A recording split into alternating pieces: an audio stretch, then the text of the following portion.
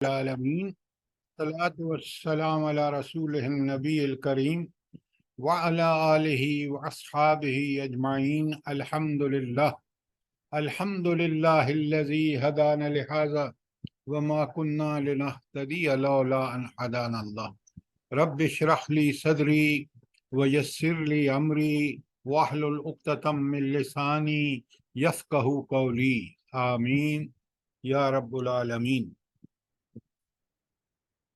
کل ہم نے تین آیات کی تھی، سورہ الانعام تھی، ایک سورت 121 تھی، 122 اور 123۔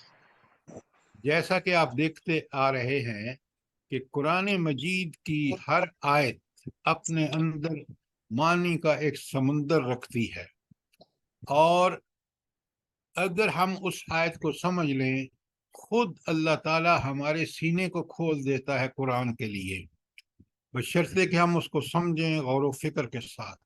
السلام پھر علیکم ورحمۃ جب اللہ ہم اس پر عمل کرتے ہیں تو پھر یہی چیز ہمارے ایمان کو مضبوط کرتی ہے، اور مومن اپنے رب کا قرب حاصل کرتا ہے قرآن اور سنت کے علم اور اس پر عمل سے۔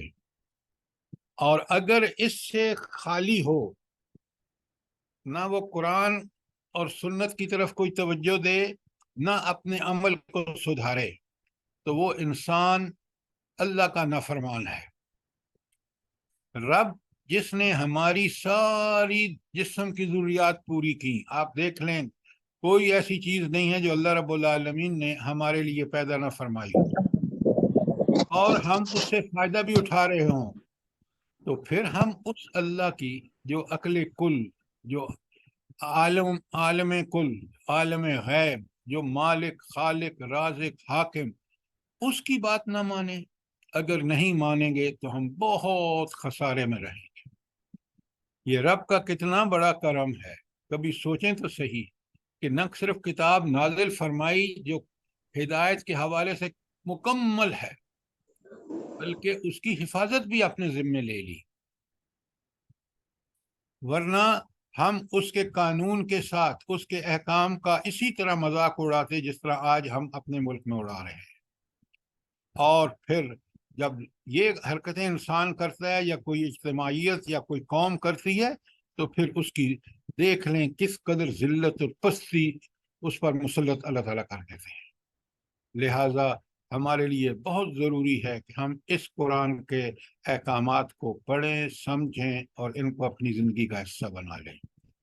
پھر اللہ تعالیٰ بالکل جس طرح نبی کریم صلی اللہ علیہ وآلہ وسلم، صحابہ، صابئین اور تابعین کو اللہ تعالیٰ نے عزتیں عطا فرمائیں، ہمیں بھی وہ سب کچھ ملے گا، لیکن اس کو چھوڑ کر ذلت ہے، ذلت۔ اس کا جیتا جاگتا پورا نظام آپ کے سامنے ہے، تاریخ آپ کے سامنے ہے۔ تو آیت 121 میں بتایا کہ وہ چیزیں جن کو اللہ تعالیٰ نے حلال قرار دیا ہے، حلال و حرام کا جو حق ہے، جو اتھارٹی ہے، وہ صرف اللہ تعالیٰ کے پاس ہے، کسی اور کے پاس نہیں ہے، انبیاء کے پاس بھی نہیں ہے۔ انبیاء کو جو چیز اللہ رب العالمین نے بتائی کہ یہ حلال ہے، یہ حرام ہے، انہوں نے اسی کو آگے بتایا اور اسی پر عمل کر کے دکھایا۔ لہٰذا حلال و حرام اللہ تعالیٰ کا حق ہے، اور جس چیز کو اس نے حلال قرار دیا وہی حلال ہے، اور جس کو اس نے حرام قرار دیا وہ حرام ہے۔ وہ ساری دنیا اس کو حلال کہتی رہے، وہ حلال نہیں ہوگی۔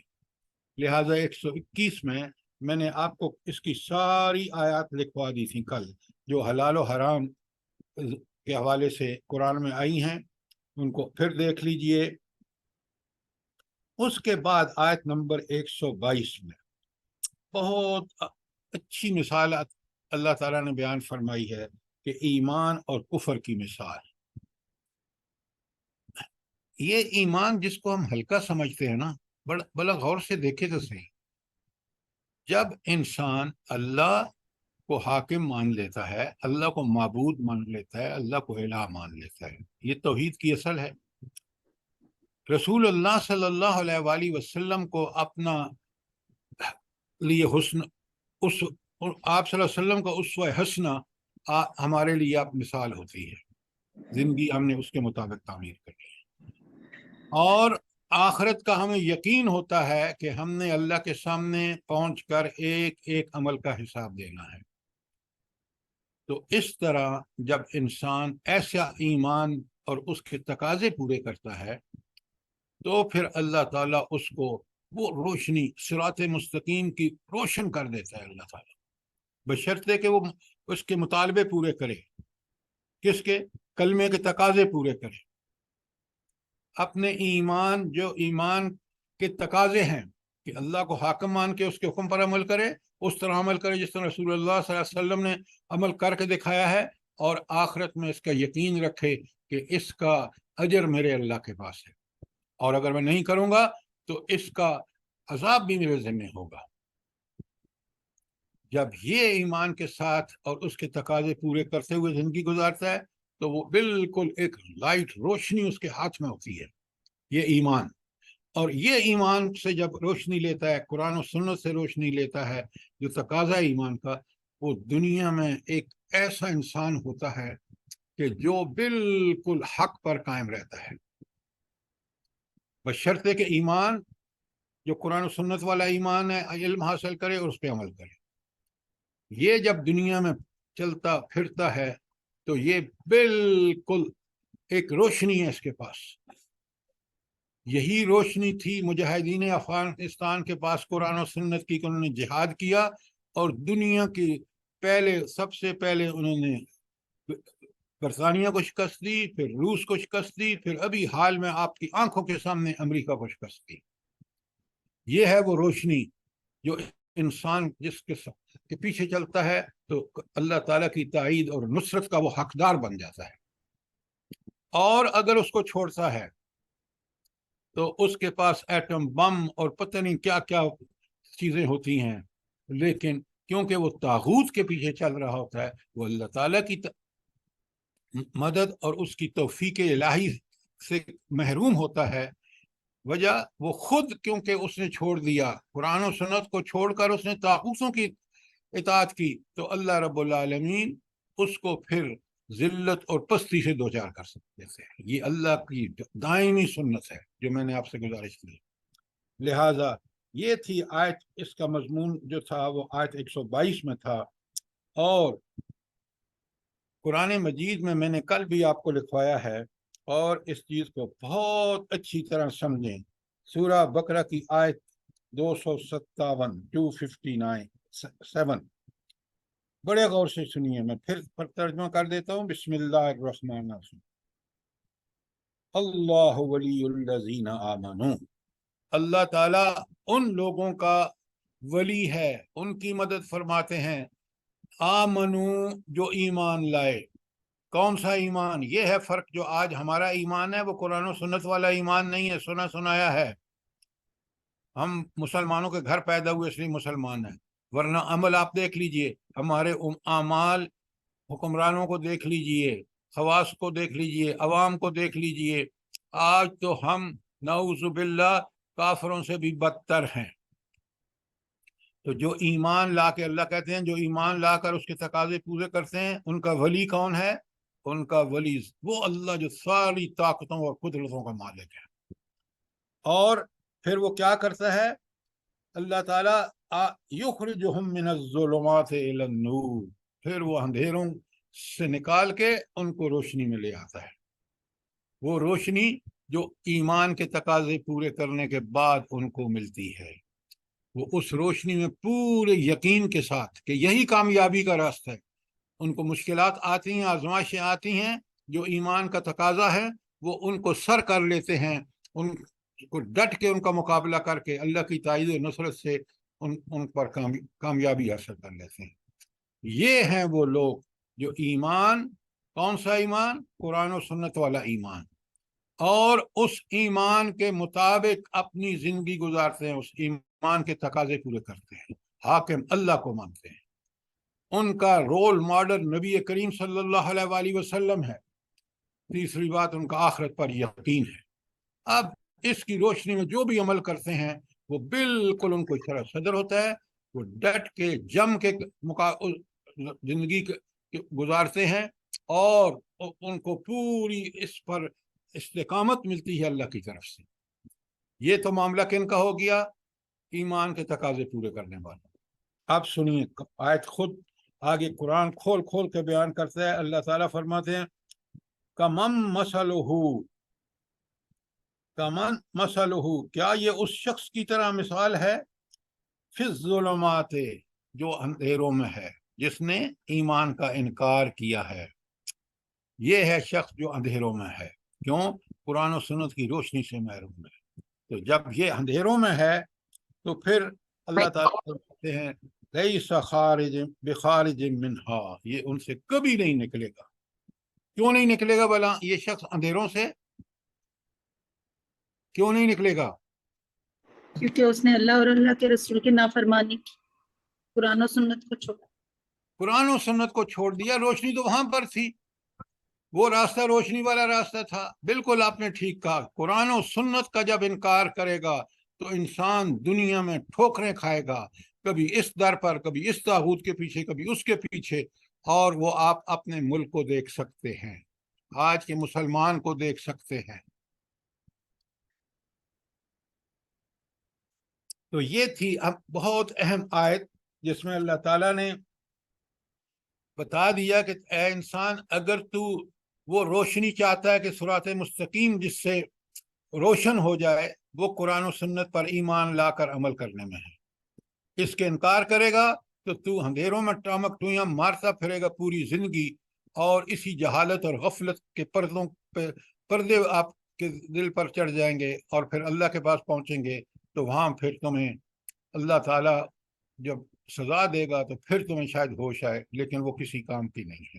توبہ کا وقت گزر چکا. یہ تھی آیت 122 جو کل ہم نے پڑھی ہے. اور 123 میں اللہ تعالیٰ نے بتایا کہ جب کفار چالے چلتے ہیں نا دین کو ناکام کرنے کے لیے، انبیاء کو یا وہ جو دعوت اس وقت کی ہوتی ہے، جو دائی ہوتے ہیں، ان کی ڈٹ کے مخالفت کرتے ہیں، ان کا اللہ تعالیٰ نے بتایا کہ وہ خود ہی اپنے جال میں پھنس جاتے ہیں. تھوڑی سی وقتی ان کو نظر آتی ہے، شیطان خوبصورت کر دکھاتا کہ یہ دیکھیں ہماری یہ چال جو ہے، جو ہم نے چلی ہے دین کے خلاف، یہ تو کمال کر دیا ہم نے، نعوذ باللہ. لیکن خود اسی یہ استدراج کہتے ہیں اس کو، کہ اللہ تعالیٰ ان کو پھر آہستہ سا مہلت دے کے نا پھر ایک جال میں اللہ تعالیٰ ان کو پھانس لیتے ہیں. کیوں؟ ان کی بری تدبیروں کی وجہ سے، ان کے برے اعمال کی وجہ سے، ان کے کفر کی وجہ سے. تو یہ خود اس چکر میں پھنس جاتے ہیں، اور پھر اللہ تعالیٰ ان کی تدبیروں کو ان کے سامنے ناکام کرتا ہے. یہ تاریخ اس پہ گواہ ہے، ہم آنکھیں کھول کے نہیں دیکھتے. آج آپ دیکھ لیں دنیا کی سو کارڈ بڑی طاقت جو ہے امریکہ کس حال میں ہے، کس طرح وہ ناکام اور نامراد ہوا افغانستان میں. آپ کے ملک کے وہ لوگ جنہوں نے اللہ اور اس کے رسول کی مخالفت میں طاغوت کی اطاعت کی، ان کا انجام آپ کے سامنے ہے. مشرف صاحب کو وہ بیماری لگی جس کا علاج ہی نہیں ہے. کس قسم پرسی میں انہوں نے، وہ جس کی گردن میں سریا تھا، کس طرح اللہ تعالیٰ نے اس کو اس کی چالوں کے اندر گھیرے میں لے کر اس کو ایسا بے بس کیا کہ وہ دنیا میں سب کچھ، اپنی پستی، اپنی ذلت، اپنی سب کچھ دیکھ کے مرا ہے. کاش ہم، یہ آج کی بات نہیں ہے، یہ اللہ نے تاریخ، فرعون کو دیکھ لیجئے، اس سے بڑا کوئی باغی تھا؟ انجام دیکھ لیجیے. آج بھی آپ جا کے مصر کے زو میں اس کی جو ممی ہے وہ پڑی ہوئی دیکھ سکتے ہیں، میں نے خود دیکھی ہے. کاش ہم ان سے سبق لیں. تو اللہ تعالیٰ فرماتے ہیں یہ بڑی اہم بات ہے کہ جو لوگ اللہ کے خلاف چالیں کر چلتے ہیں، وہ انہی چالوں میں اللہ ان کو گھیر کے اور ان کو تباہ و برباد کر دیتے ہیں، اور وہ اپنی چالوں کی ناکامی کو اپنی آنکھوں کے سامنے دیکھتے ہیں. اللہ تعالیٰ صرف انسان غلط فہمی میں مبتلا بلا کیوں ہوتا ہے؟ یہ بات یاد رکھیے، اللہ تعالیٰ کی سنت ہے. اللہ ظالم کو مہلت دیتا ہے. یہ بہت اہم بات ہے. مہلت کیوں دیتا ہے؟ مہلت اس لیے دیتا ہے کہ اگر اس نے سدھرنا ہے تو سدھر جائے، تاکہ قیامت کے دن یہ نہ کہے کہ اللہ میں نے غلطی کی، آپ نے پکڑ لیا، مجھے موقع دے دو تو میں شاید توبہ کر لیتا. لہذا اس کے پر کوئی حجت نہیں ہوگی مہلت کے بعد. ہاں اگر مہلت میں وہ توبہ کر کے اپنی اصلاح کر لے، اللہ تعالیٰ بڑا غفور الرحیم ہے، وہ معاف کر دیتا ہے. یہ تھے ہمارے آیات جو ہم نے کل کی تھیں، اور آج ہم نے آیت نمبر 124 سے انشاءاللہ شروع کرنا ہے. اور میں آپ کے سامنے اگر کوئی سوال نہیں ہے تو آیت نمبر 124 پڑھ رہا ہوں اور اس کا ترجمہ کر رہا ہوں. بسم اللہ الرحمن الرحیم. وَإِذَا جَاءَتْهُمْ آیَةٌ، جب بھی ان کے سامنے کوئی آیت آتی ہے. آیت سے مراد یہاں کیا ہے؟ میں نے بتایا کہ آیت کے معنی کئی ہیں، اور آپ نے اس کے سیاق و سباق میں دیکھنا ہے جو آیت میں لفظ استعمال ہوا ہے.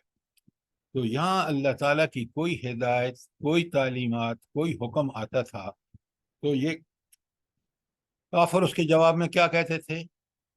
یعنی اس وقت تو یہ آیت کیونکہ مکی صورت ہے، 12 سال مکے میں نبی کریم صلی اللہ علیہ وسلم کو دعوت دیتے ہوئے ہو گئے ہیں، تو یہ مکے کے کافر اس وقت کہتے تھے.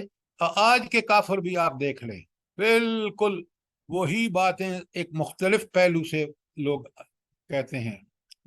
تو یہ کیا؟ وَإِذَا جَاءَتْهُمْ آیَةٌ، جب ان کے پاس اللہ تعالیٰ کا کوئی حکم، کوئی تعلیم، کوئی نشان آتی ہے تو کیا کہتے ہیں؟ قَالُوا لَن نُؤْمِنَ حَتَّى نُؤْتِيَ مِثْلَ مَا أُوتِيَ رُسُلُ اللَّهِ، تو کہتے ہیں کہ ہم نہیں مانیں گے جب تک وہ چیز خود ہمیں نہ دی جائے جو اللہ کے رسولوں کو دی گئی.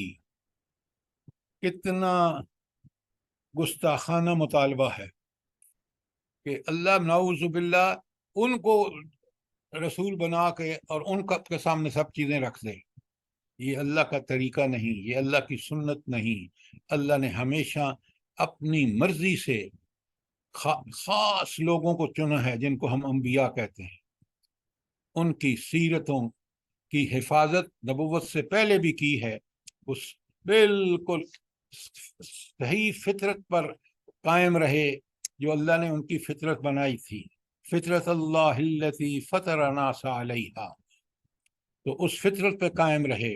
اور اللہ تعالیٰ نے جو ان کے اندر فلہمہا فجورہا و تقواہا، کہ ان کو اللہ تعالیٰ نے جو برائی اور جو بھلائی ہے اس کا جو قرآن انسان کے اندر اللہ تعالیٰ نے وہ چیز رکھ دی تھی.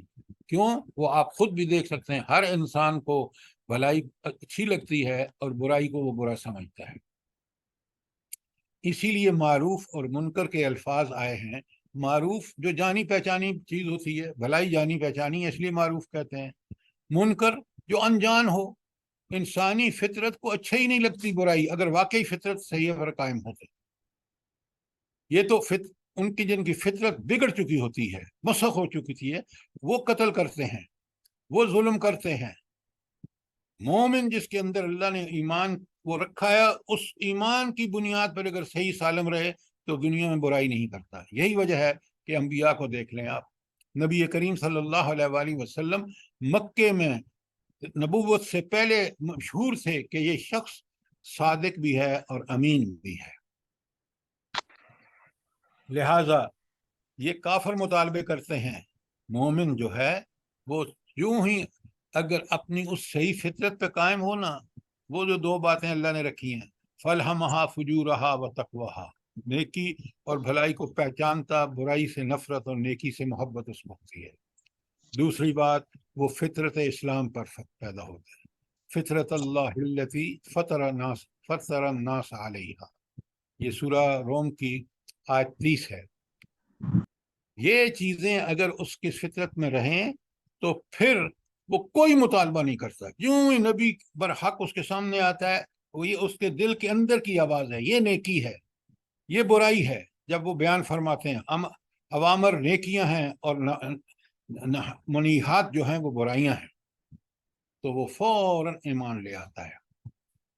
تاریخ میں مثالیں موجود ہیں. اس وقت حضرت ابوبکر صدیق اس فطرت پہ قائم تھے، حضرت خدیجہ الکبریٰ رضی اللہ تعالیٰ عنہ اس فطرت پہ قائم تھی، حضرت عثمان اس پہ قائم تھے، ایمان لے آئے جب ان کے سامنے دعوت آئی تو۔ لہذا یہ ہے وہ چیز کہ منافق کافر جو ہے وہ پھر من مانی مطالبے کرتا ہے، اور مومن اس چیز کو سمجھ کے، اللہ نے عقل دی ہے، عقل کا کام ہی یہی ہے کہ وہ چیزوں کو حق اور باطل کو پرکھے۔ جب وہ حق اور باطل کو پرکھتا ہے، اس اللہ کی دی ہوئی صلاحیت کو عقل جو وَجَعَلَ لَكُمُ السَّمْعَ وَالْأَبْصَارَ وَالْأَفْئِدَةَ، اللہ نے تمہیں قوت سماعت، قوت بصارت اور قوت فہم و ادراک دی ہے۔ صحیح فطرت پہ ہوگا، اسلام پر ہوگا تو صحیح فیصلے کرے گا۔ کیوں؟ صحیح فیصلے صرف اور صرف قرآن و سنت میں موجود ہے۔ حق وہ ہے جو قرآن و سنت میں ہے۔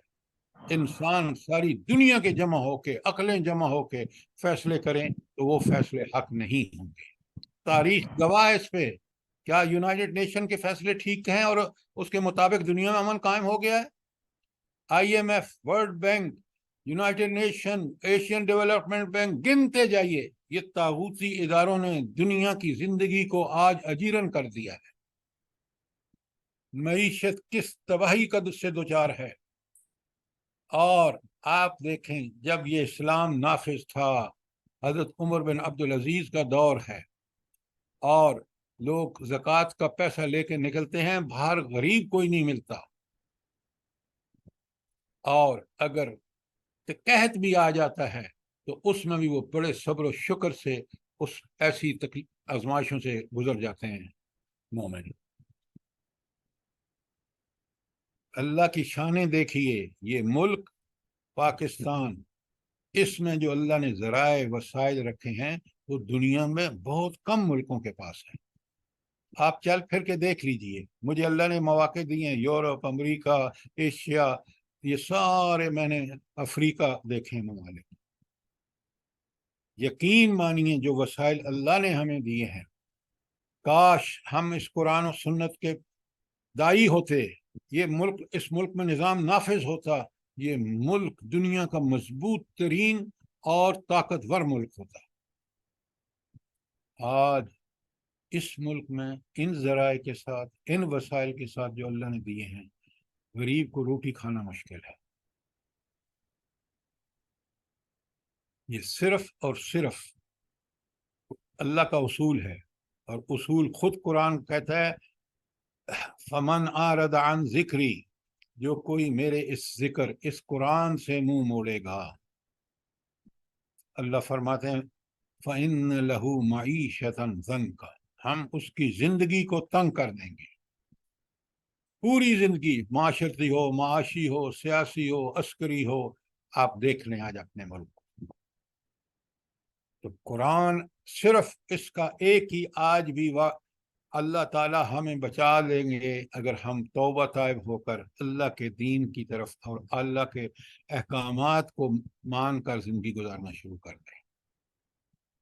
اللہ تعالیٰ نے اسی توبہ کے نتیجے میں اللہ تعالیٰ نے معافیاں دی ہیں، کس کو؟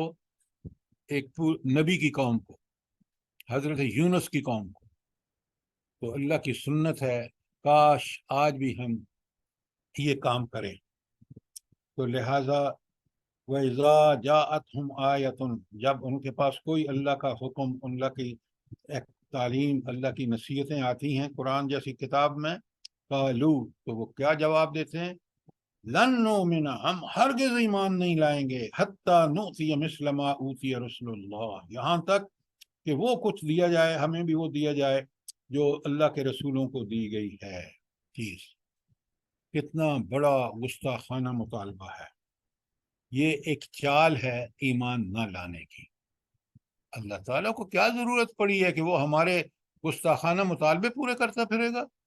وہ تو اللہ الصمد، وہ بے نیاز ہے، طاقت، قدرت، علم، حکمت کمال کی اس کے پاس ہے، وہ کسی کا محتاج نہیں ہے، اس کو کوئی ضرورت نہیں ہے ہمارے مطالبے پورے، ہم اس کے محتاج ہیں، ہر طرح سے محتاج ہیں۔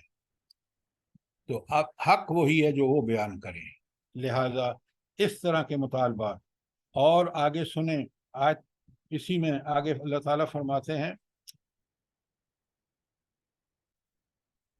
اچھا ایک اس بارے میں ایک اور آیت سن لیجئے جو اس کی بڑی اچھی تشریح ہے. وہ ہے، لکھ لیں، سورہ 25 نمبر سورہ ہے، اس کا نام ہے، اللہ آپ کو بھلا کرے، المومنون،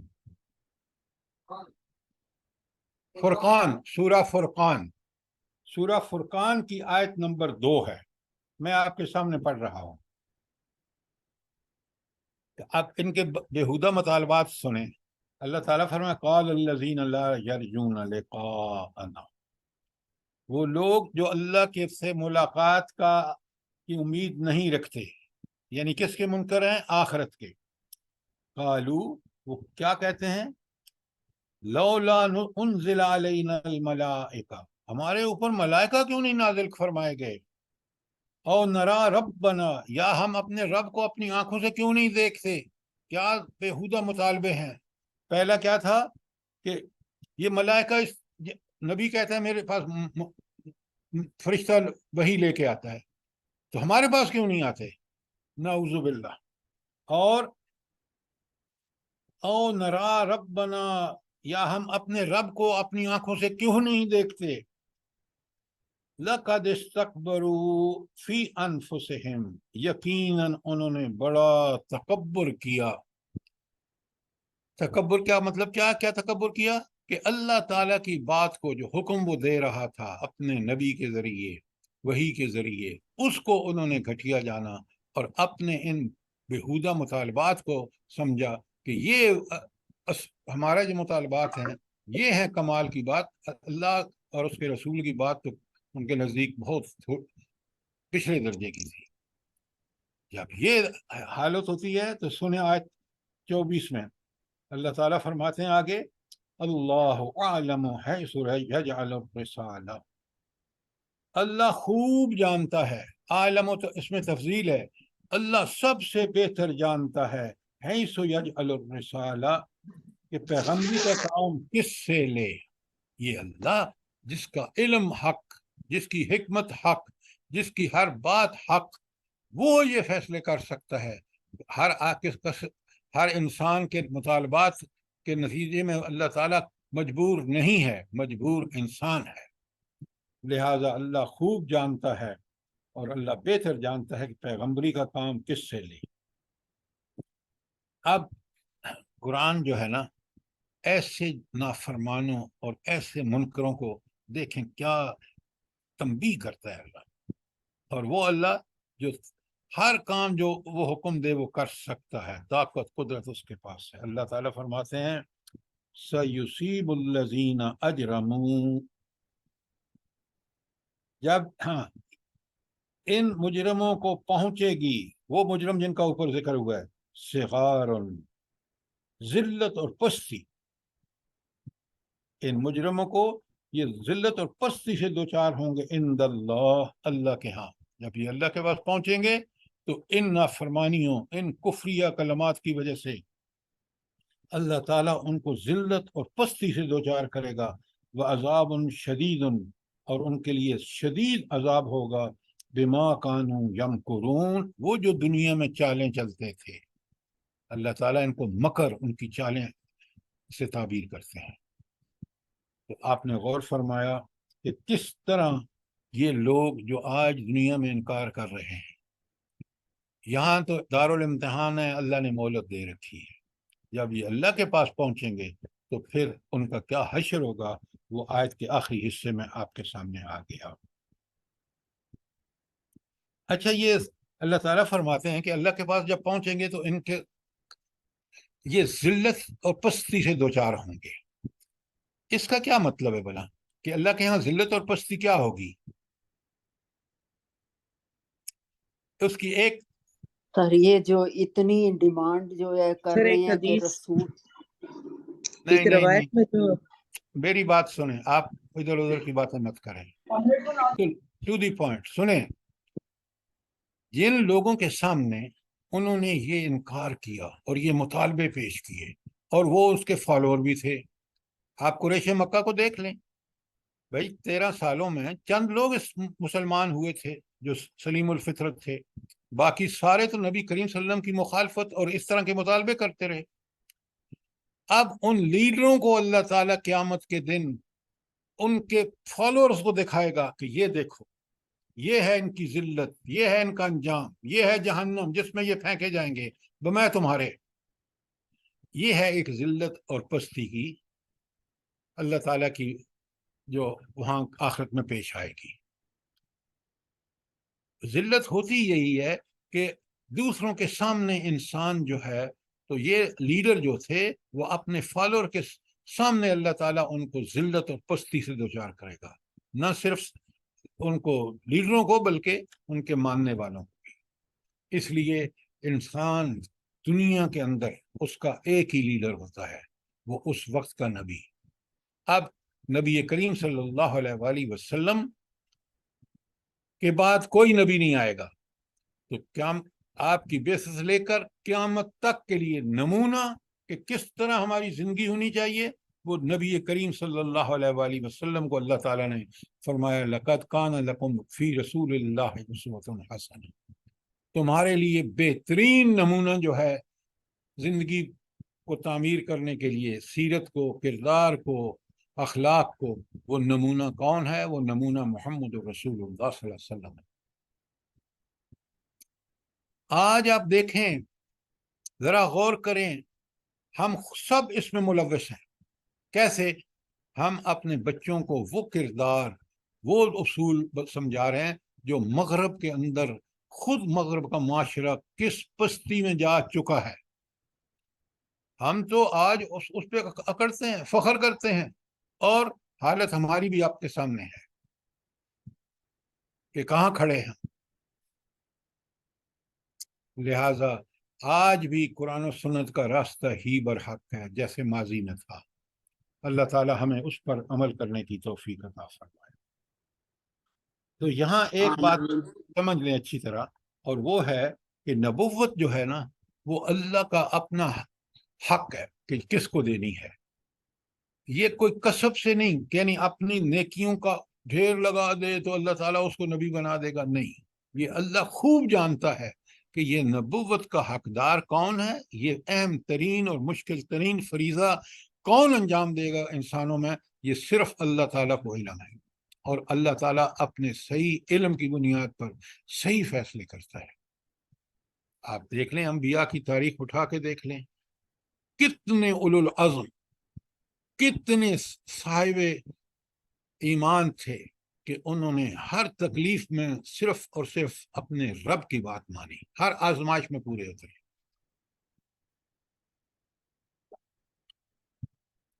تو یہ تھی ہماری آیت 124۔ اگر کوئی سوال ہے تو پوچھیں، ورنہ آگے چلتے ہیں۔ آگے جو ہے نا، ہر آیت میں نے آپ سے کہا اگر جتنا غور کریں گے آپ کو پتہ چلے گا کہ یہ تو اتنی اہم بات ہے اس میں۔ مثلاً آگے دیکھیں، بسم اللہ الرحمن الرحیم، فَمَن يُرِدِ اللَّهُ، جس شخص کے لیے اللہ تعالیٰ ارادہ کرے، کس بات کا؟ ان یہدیہ، کہ اس کو ہدایت دے دے، یشرح، تو ہدایت دینے کا اللہ تعالیٰ کا طریقہ کیا ہے؟ یشرح صدرہ للاسلام، تو اس کے سینے کو اسلام قبول کرنے کے لیے کھول دیتا ہے۔ اسلام قبول کرنا، قبول کرنے کے بعد اس کے تقاضے پورے کرنا، یہ اللہ کی توفیق ہی سے ممکن ہے۔ لیکن یہ جو بات ہے اس آیت میں کہ اللہ تعالیٰ جس کو ہدایت کا ارادہ فرماتے ہیں اس کا سینہ اسلام کے لیے کھول دیتے ہیں۔ آپ بڑے غور سے سمجھیے، یہ بڑی اہم بات ہے، اس کو سمجھنا بے انتہا ضروری ہے۔ یہاں اللہ کی سنت پہلے تو بتائی جا رہی ہے کہ اللہ کس کو ہدایت دیتا ہے۔ یہ بڑی اہم بات ہے۔ ہدایت تو ہر انسان کی ضرورت ہے، کہ نعمت ہدایت کے بغیر باقی ساری نعمتیں جو ہیں نا وہ کسی کام کی نہیں ہے۔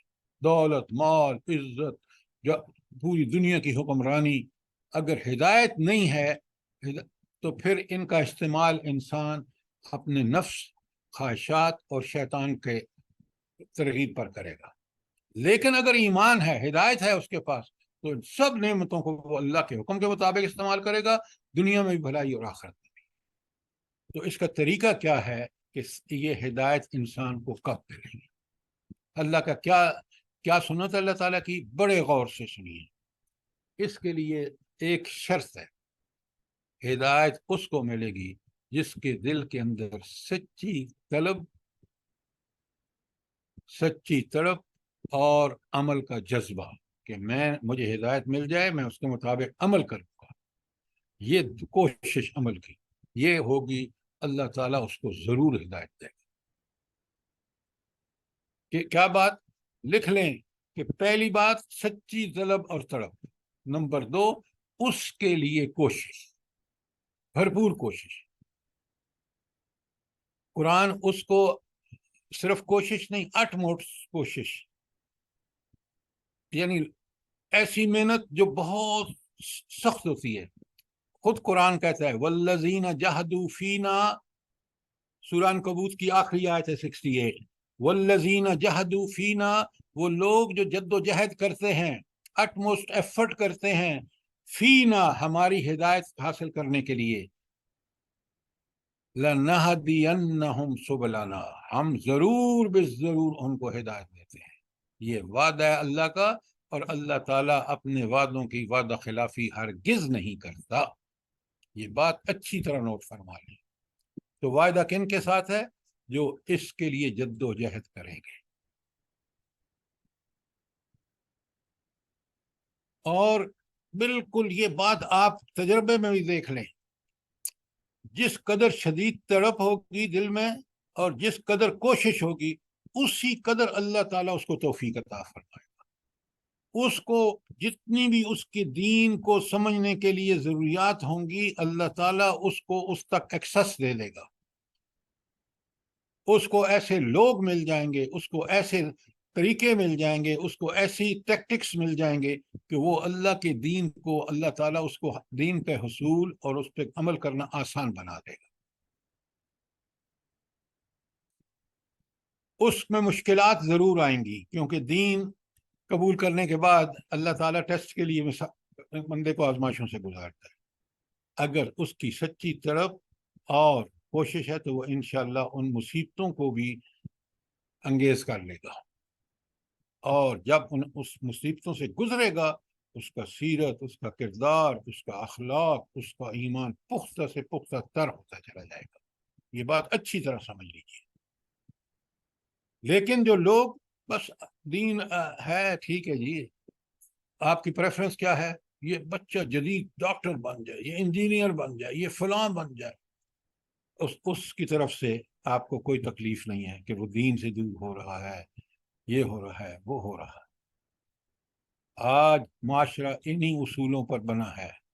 ہم نے ڈگریوں کے لیے اللہ کے دین کو پس پش ڈالا ہے، اس کے علم کو چھوڑا ہے، اس کے عمل کو چھوڑا ہے. وہ خواہش ہی نہیں ہے، وہ ہماری پرائرٹی ہی نہیں ہے. تو آج دیکھ لیں، یہ بڑے بڑے ڈگریوں والے، بڑے بڑے عہدوں والے، بڑے بڑے جج کیا کر رہے ہیں؟ یہ ملک کو کہاں لے جا رہے ہیں؟ یہ ہے اللہ کی سنت، دل میں سچی طلب اور تڑپ اور کوشش. اس لیے اس آیت کو اب پھر میں ترجمہ کرتا ہوں، اور بڑے غور سے دیکھیں کہ بالکل جو چیزیں میں نے آپ کے سامنے کھولی ہیں. اللہ تعالیٰ فرماتے ہیں وَمَن يُرِدِ اللَّهُ أَن يَهْدِيَهُ، جو اللہ چاہتا ہے کہ کسی کو ہدایت دے، یشرح صدرہ للاسلام، تو اس کے سینے کو اسلام کے لیے، اسلام کو قبول کرنے کے لیے کھول دیتا ہے. تو یہ اللہ کس کو کھولتا ہے؟ وہ جس کے اندر سچی طلب، تڑپ اور کوشش. میں قرآن سے دوسری مثال دیتا ہوں، یہدی من ینیب، اللہ تعالیٰ اس کو ہدایت دیتا ہے جو اس کی طرف رجوع کرتا ہے، سچے دل سے، تڑپ سے عمل کرنے کی کوشش کرنے کے لیے آتا ہے. پھر قرآن دوسری جگہ تھا یہدی من اناب، اللہ تعالیٰ اس کو ہدایت دیتا ہے جو جس نے اس کی طرف رجوع کیا، جو سارے سہاروں کو چھوڑ کے ایک اللہ کی طرف آ گیا، اور سب کا انکار کیا.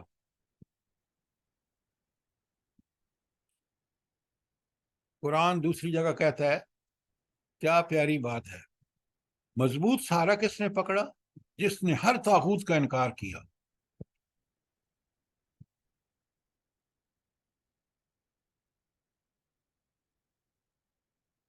جس کسی نے ہر طاغوت کا انکار کر کے لا اسی کے لیے آتا ہے لا الہ الا اللہ, اور اللہ کے ساتھ چمٹ گیا, پکڑ لیا اللہ کو مضبوط, قرآن و سنت کے ذریعے اس کی احکامات پر عمل کیا, تو رب فرماتے ہیں کہ فقد استمسک بالعروۃ الوثقی, اس نے مضبوط سہارا تھاما. تو ہم نے تو کبھی اس مضبوط سہارا تھامنے کے لیے وہ جد و جہد ہی نہیں کی, نہ کوشش کی, نہ تڑپ ہے ہمارے دل میں. ہم تو کہتے ہیں ٹھیک ہے نماز پڑھ لیتے ہیں, صرف نمازیں نہیں بخشوائیں گی, پورے دین پہ کما حق کہو عمل کر کے, جیسے نبی کریم صلی اللہ علیہ وسلم صحابہ اور صحابیات نے کیا, پھر وہ دنیا میں بھی عزتیں کی گارنٹی ہے اللہ کی, اور آخرت میں جنت کی.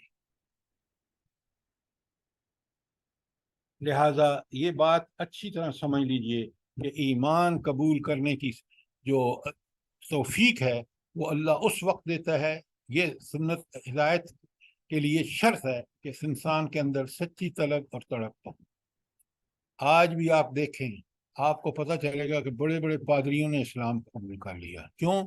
وہ اس طاق میں تھے اور انہوں نے خوب مطالعے کیے عیسائیت کا اور دنیا کے مذاہب کا. جب انہوں نے قرآن پڑھا تو ان کو بات سمجھ آ گئی کہ حق یہاں ہے, اور پورے ایمان لے آئے. آج آپ ان کی ویڈیوز بھی سنتے ہیں, کبھی ان کے ویڈیو سنتے وقت ان کے ایمانی کیفیات کو دیکھیے جب وہ بیان کرتے ہیں کہ اس قرآن نے ان کو کس طرح تبدیل کیا. وہ ہمارے لیے مثالیں نہیں ہیں, ہمارے لیے مثالیں تو ہیں صحابہ اور صحابیات. خود نبی کریم صلی اللہ علیہ وآلہ وسلم نمبر 1 پہ, اور اس کے بعد, اور آپ دیکھ لیں وہ غلام مرد اور عورتیں جو معاشرے میں سب سے پسے ہوئے تھے, انہی کے بچے جب اسلام انہوں نے قبول کیا اور اسلام پہ آئے تو ان کے بچے آپ دیکھ لیں بڑے بڑے محدث اور بڑے بڑے فقیہ بنے, بڑے بڑے صالح لوگ بنے. تاریخ گواہ ہے اس بات پر.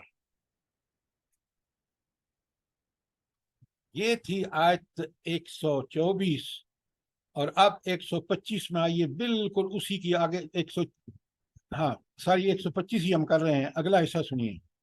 وَمَن يُرِدِ اللَّهُ وَمَن يُرِدْ, اور جسے وہ چاہے, اَن يُضِلَّهُ, کہ اس کو گمراہ کر دے, يَجْعَلْ صَدْرَهُ ضَيِّقًا, تو وہ اس کے سینے کو تنگ کر دیتے ہیں.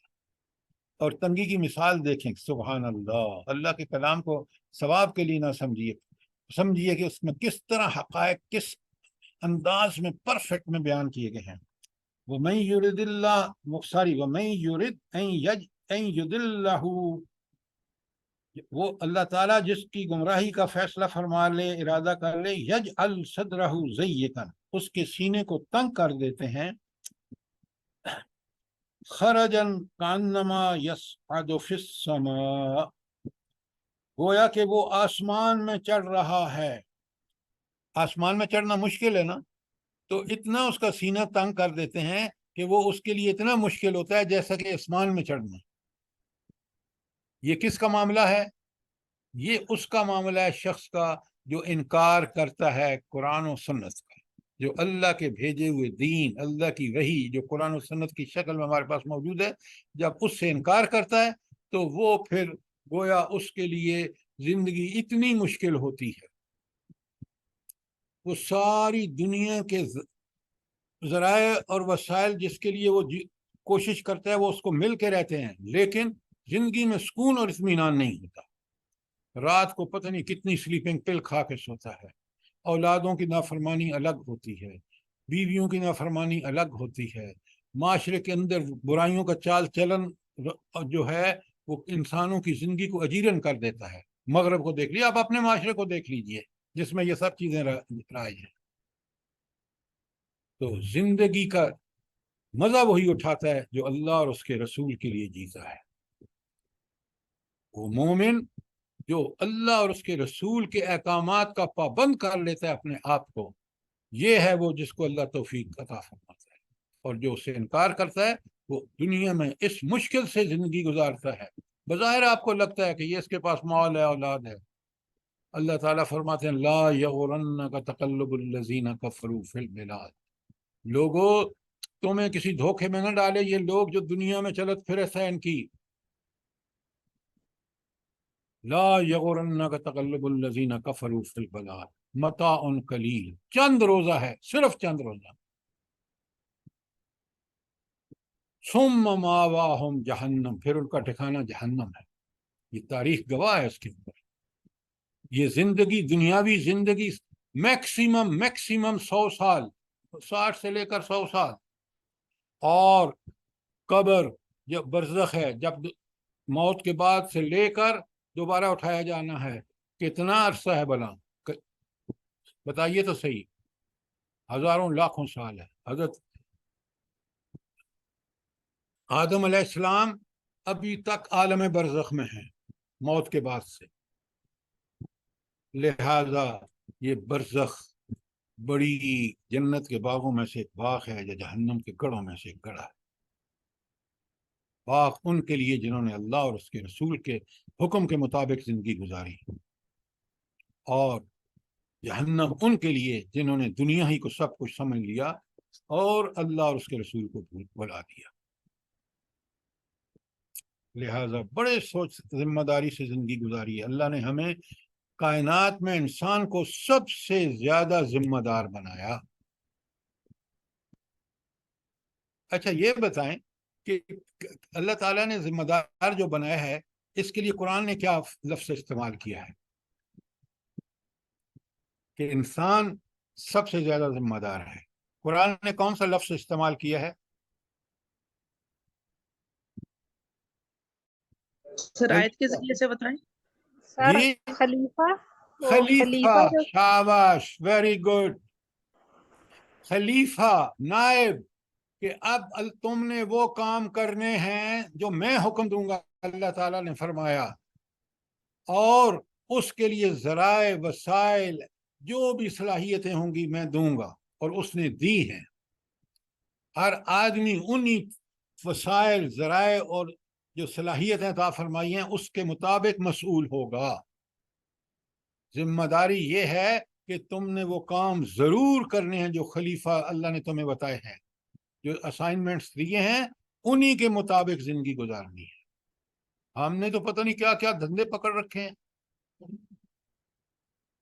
ان دھندوں سے منع نہیں کیا اللہ نے، لیکن سب سے پہلے وہ سٹیٹس اپنا خلیفہ والا کہ مجھے اللہ نے پیدا فرمایا، ذرائع، وسائل، صلاحیتیں دی۔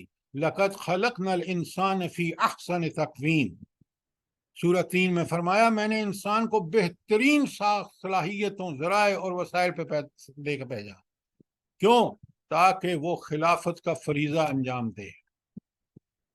جب وہ فریضہ انجام نہیں دیتا، ثم رددناہ اسفل سافلین، پھر ہم نے اس کو نیچوں سے نیچا کر دیا۔ آج دیکھ لیں ہم کہاں کھڑے ہیں۔ اگر ہم وہ خلافت کے فرائض انجام دیتے جو اللہ نے ہمیں صاف صاف بتایا ہے۔ اچھا، یہ جو خلافت کے فرائض انجام دینے کے لیے اللہ تعالیٰ نے کچھ متبادل اصطلاحات استعمال کی ہیں قرآن میں۔ قرآن سمجھنا ہے نا آپ نے، وہ متبادل اصطلاحات کیا ہیں بلا؟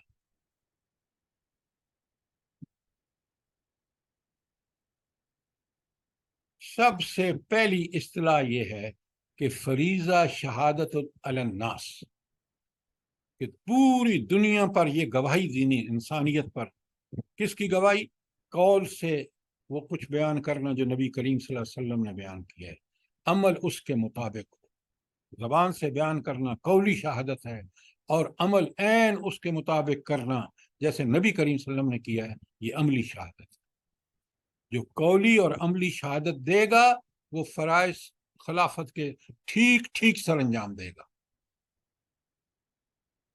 اسی لیے آمنوا وعاملوا الصالحات کے لفظ قرآن میں بار بار آئے ہیں کہ کامیاب کون ہیں؟ جو ایمان لائے۔ ایمان علم کا نام ہے، اللہ تعالیٰ کے بارے میں، نبی کریم صلی اللہ علیہ وسلم کے بارے میں، آخرت کے بارے میں جو صحیح علم ہے وہ ہمارا عقیدہ اور ایمانیات ہے۔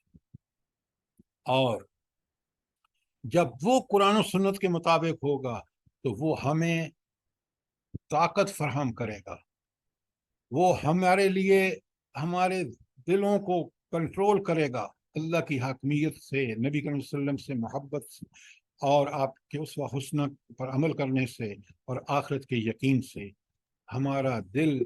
سر سوری، میں لکھ رہی تھی خلافت کی اصطلاح دنیا میں قرآن اور سنت پر قولی اور عملی، آگے کیا بتایا آپ نے؟ شہادت، قولی شہادت اور عملی شہادت۔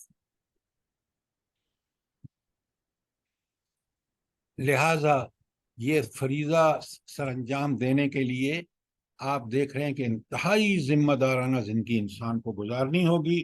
پھر انشاءاللہ اسی ذمہ دارانہ زندگی گزارنے میں وہ حقوق اللہ بھی ادا کرے گا، حقوق العباد بھی ادا کرے گا۔ جب یہ کام کرے گا حقوق اللہ اور حقوق العباد، تو پھر وہ خلافت کا فریضہ سر انجام دے رہا ہوگا۔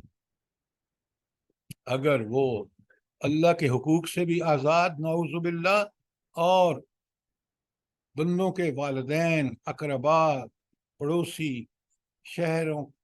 شہری لوگ جو اس کے شہر کے ہیں، ان کے حقوق چھوڑ دے گا، تو یہ بالکل حیوان ہے، یہ ذمہ دارانہ زندگی نہیں ہے، یہ اللہ کی نیابت نہیں ہے۔ تو لہٰذا بڑی ضرورت ہے اس بات کی کہ انسان جو ہے وہ اللہ کے۔ تو پھر یہ تھا آیت 125 میں آپ نے دیکھا کہ اللہ کی سنت کیا ہے، ہدایت کے حوالے سے اور گمراہی کے حوالے سے۔ یہ بات آپ کو بڑی کلیئر ہونی چاہیے، کیونکہ ہدایت و ضلالت ہی پر انسان کی فلاح اور اس کے برا انجام کا دار و مدار ہے۔ سر تھوڑا سا ٹکڑا رہتا ہے آیت کا۔ جی بالکل رہتا ہے، میں آگے چل رہا ہوں۔ جی آیت 125 کا اگلا ٹکڑا جو آپ نے ذکر کیا ہے وہ یہ ہے، وَكَذَلِكَ يَجْعَلُ اللَّهُ الرِّجْسَ، اللہ اسی طرح گندگی ڈال دیتا ہے علی الذین، ان لوگوں پر لا یؤمنون، جو ایمان نہیں لاتے۔ ایمان کا انکار کرنے والے مسلمان جو ہیں ان کے دل پاکیزہ ہیں؟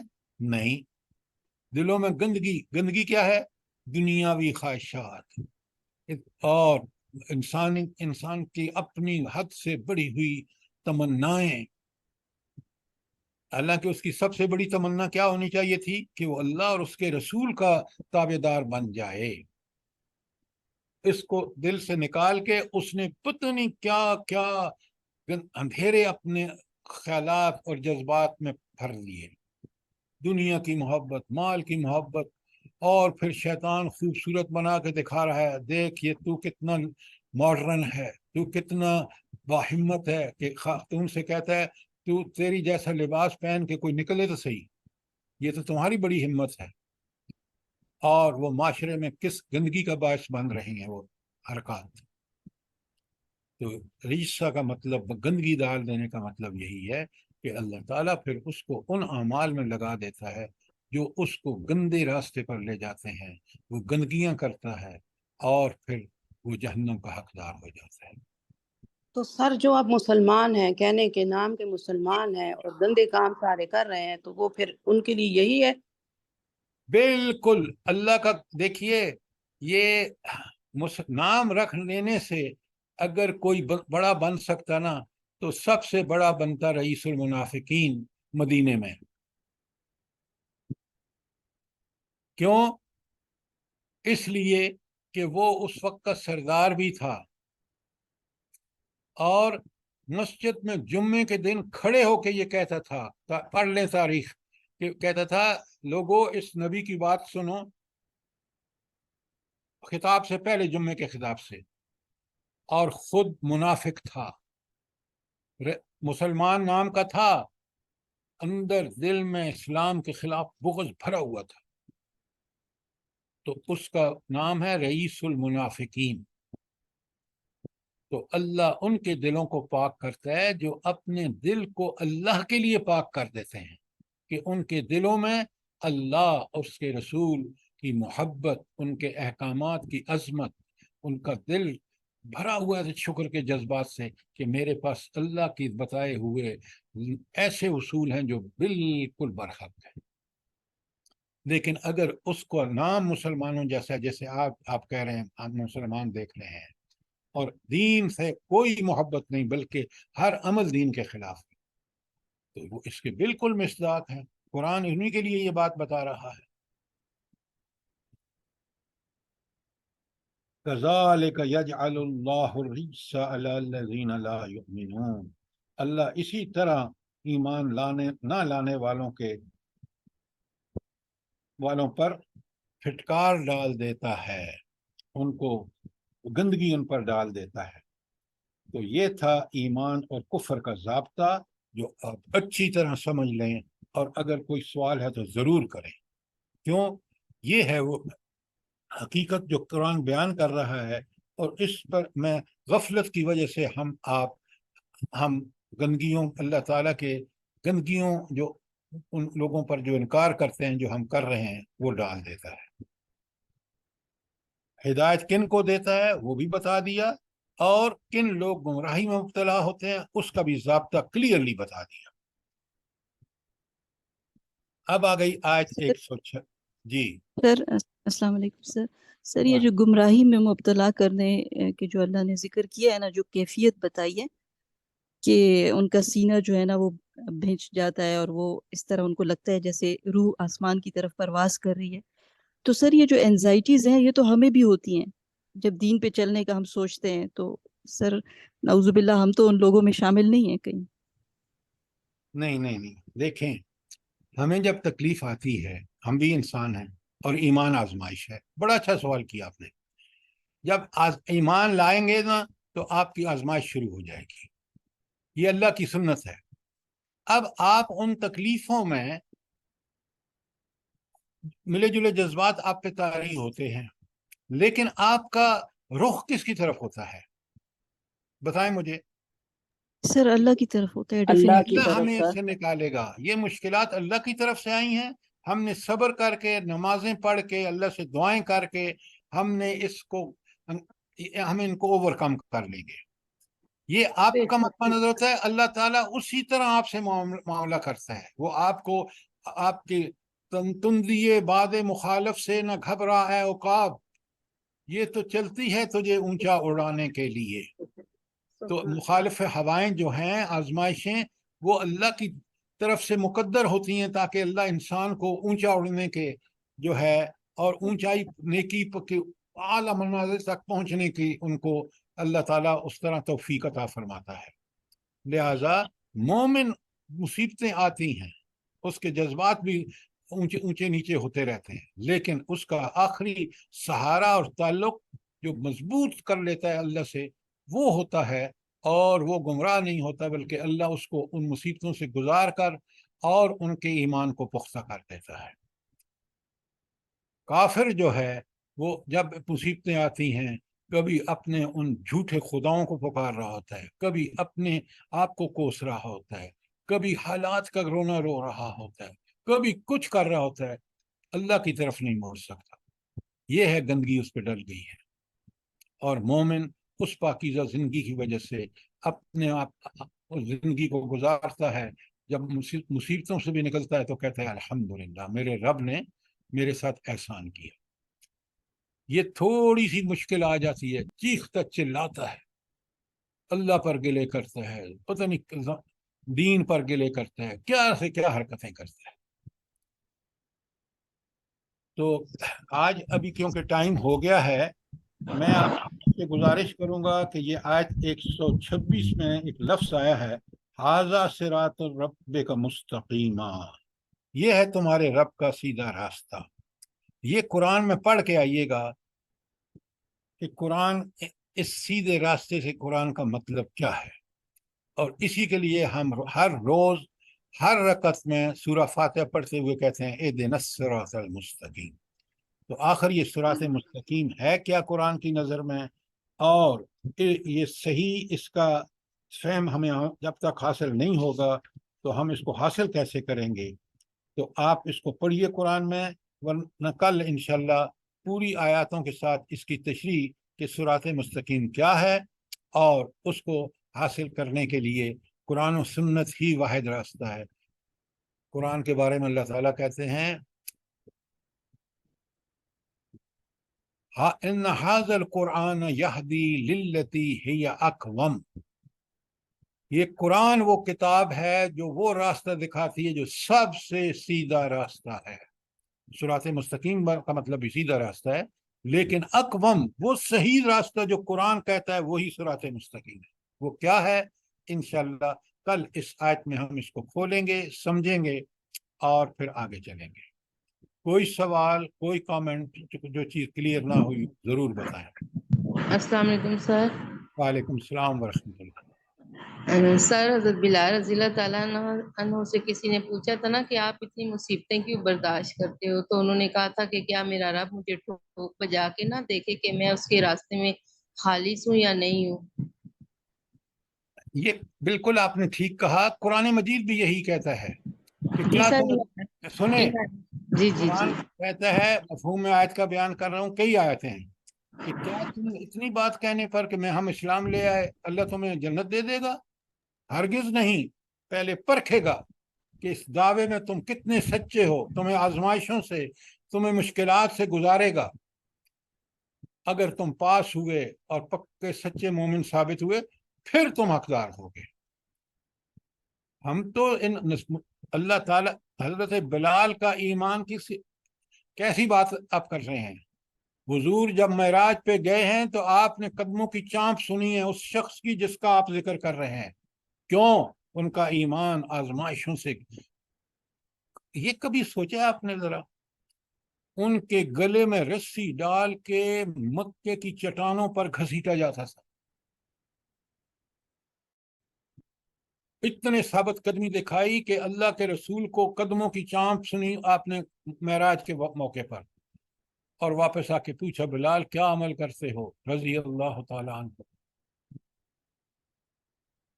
देखिए, आप जरा थोड़ा सा सोचें कि यही ईमान का इनकार सगे चचा अबू लहब को दुनिया में इबरत बना के पेश करता है, और इसी ईमान की बदौलत हजरत बिलाल, हजरत सुमैया, क्या दर्जे हैं उनके। लिहाजा ये तो जो मैंने आपके सामने बयान किया ना कि ये सुन्नत है, हिदायत के लिए अल्लाह की क्या सुन्नत है, क्या तरीका है, और गुमराही इख्तियार करने वालों के लिए अल्लाह का क्या तरीका है, वो चीज़ मैंने आपके सामने खोल के 124 में बताई है। और इसी को हम समझ लें और इसी के मुताबिक हम अपना मामला अल्लाह के साथ सीधा कर लें और इनकार से बचें। सर इसमें एक तकलीफ आ जाने पर और सब्र करने पर हमारे हजरत कुरान से ही हजरत अय्यूब अलैहिस्सलाम की मिसाल भी मिलती है। देखें, आप अगर वो एक मिसाल है, और वो मिसाल क्या है पहले समझें। हजरत अय्यूब अलैहिस्सलाम से जो गलती हुई कि मुसीबत उन पे आई और थोड़ी सी उनसे लग़ज़िश हुई, जो इंसानी, अल्लाह ताला ने उसकी इस्लाह भी कर दी। लेकिन आज हमारे सामने कौन सी मुसीबत है, मुझे बताएं, जो नबी करीम सल्लल्लाहु अलैहि वसल्लम की दुनियावी जिंदगी में उनको पेश ना आई हो? मुझे बताएं। मक्का देख लें, मदीना देख लें, कितनी जंगें लड़ी हैं आपने। मदीने की बात कर रहा हूं जब आप बादशाह थे, और आपके घर में कई कई दिन चूल्हा नहीं जलता था, हालांकि आप मदीने की रियासत के बादशाह थे।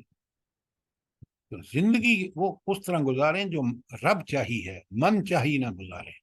जब मन चाहिए गुजारेंगे, अपने ख्वाहिशात और अपनी उसके पीछे चलेंगे, उम्मीदों और प्लान के पीछे, फिर यही होगा जो हमारे साथ हो रहा है।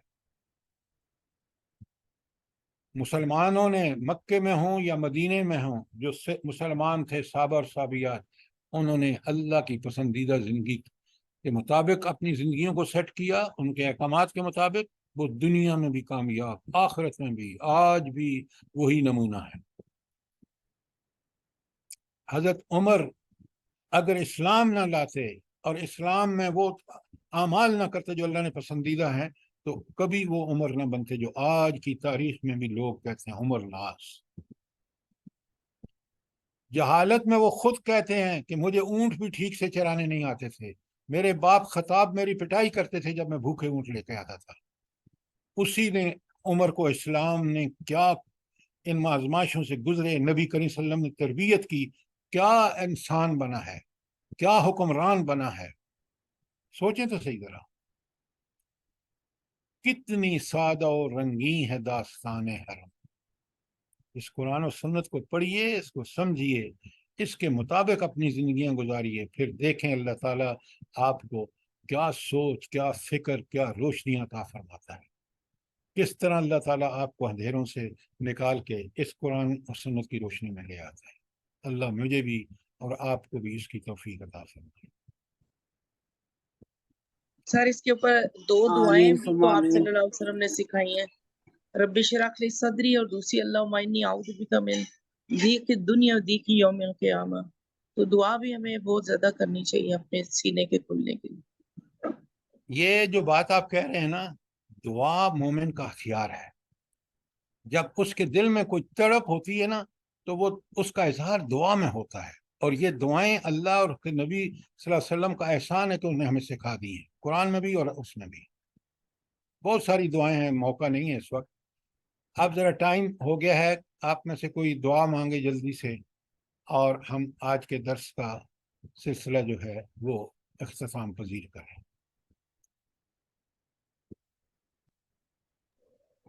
سبحان اللہ الحمد للہ ولا الہ الا اللہ واللہ اکبر ولا حول ولا قوة الا باللہ العلی العظیم۔